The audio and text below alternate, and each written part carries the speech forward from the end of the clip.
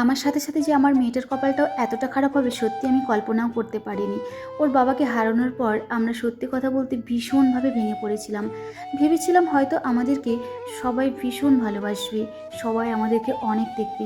কিন্তু এটা যে আমার মানে কল্পনা, স্বপ্নই থেকে যাবে আমি সেটা সত্যি ভাবতেই পারিনি। যাই হোক, আমাদের বিপদের সময় কেউ আমাদের পাশে থাকেনি, কেউ না। আমার মেয়ে তখন অনেকটাই ছোট ছিল, তোমরা সবাই জানো। তখন বয়স ছিল 1 বছর 4 মাস। সেই ছোট থেকে আমি দেখো কত বড় করে ফেললাম আমার মেয়েটাকে, কিন্তু আমাদের পাশে ওদের বাড়ির কাউকে পাইনি, কাউকে না। খুবই কষ্ট হয় জানো তো, মাঝে মধ্যে এতটা কষ্ট হয় বলে বোঝাতে পারবো না। যখন আমি একা একা থাকি বাড়িতে আমার ভীষণ কষ্ট হয়, দু চোখ দিয়ে অজান্তেই জল চলে আসে যে আমাদের কপালটা এতটাই খারাপ। একটা মানুষ যখন বেঁচে ছিল তখন সবাই আমাদেরকে কত ভালোবাসতো, কিন্তু ও চলে যাওয়ার পর আমাদেরকে কেউ পাত্তাই দিল না। মানে আমরা যে ঘরের সদস্য সেটা আমাদেরকে মানতেই পারলো না, মানতে ভীষণ পরিমাণে অসুবিধে হয়েছিল।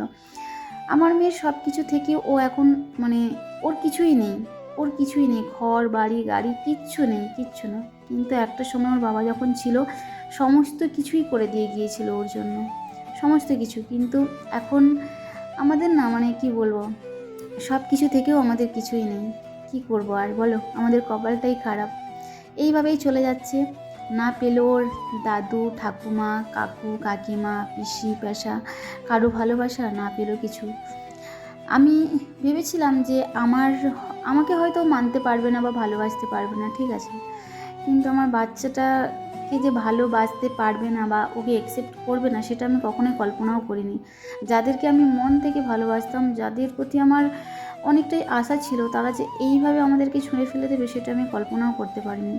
হ্যাঁ, বারবার মনে চলে আসে, বারবার বলতে ইচ্ছে হয়, ভীষণ কষ্ট হয়, ভীষণ, মানে বলে বোঝাতে পারবো না, এত কষ্ট হয়। নিজের বরের ভিটেমাটি থেকেও আজ আমরা ঘর ছাড়া, আমাদেরকে লোকের বাড়িতে থাকতে হচ্ছে। ভাবতে পারছো আমাদের কপালটা কতটা পরিমাণে খারাপ, কতটা খারাপ। মানে মানে কি বলবো, আর বলার কোনো ভাষা নেই।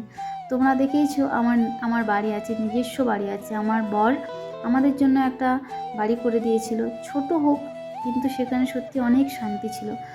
কিন্তু ও চলে যাওয়ার পর সেই শান্তিটুকু আমাদের, মানে কি বলবো, আমরা যে মা মেয়ে দুজনে একসঙ্গে থাকবো ওখানে ভালোভাবে, সেই শান্তিটুকু আমাদের দেখতে পেলো না কিছু কিছু মানুষজন। কি আর করবো, আমাদের কপাল মানে ওই রকমই কপাল। কি বলবো আর, মাঝে মাঝে যাই ঘুরে আসি, কিন্তু ওই আর কি। এখন শুনছি দখলের মধ্যেই আছে, বাড়ির লোক যায় আসে।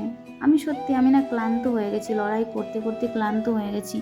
আমি এখন একটু শান্তি চাই, শান্তি। আমি যদি ভালো না থাকি না, আমার মেয়েকে আমি ভালো রাখতে পারবো না। বাধ্য হয়ে আমি ওখান থেকে চলে এসেছিলাম যে না, একটু আমার শান্তি চাই। আমি যদি পাগল হয়ে যাই, আমার যদি কিছু হয়ে যায়, আমার মেয়েটার কি হবে? কারণ ওর তো কেউ নেই, আমি ছাড়া কেউ নেই আমার সোনামার। একমাত্র আমি ওর ভরসা। ওর বাবা তো আমাদেরকে ছেড়ে অনেক দূরে চলে গেছে, ও তো আর কোনোদিন ফিরেই আসবে না। কিন্তু ওর একমাত্র বাঁচার ভরসা আমি ছাড়া ওর কেউ নেই।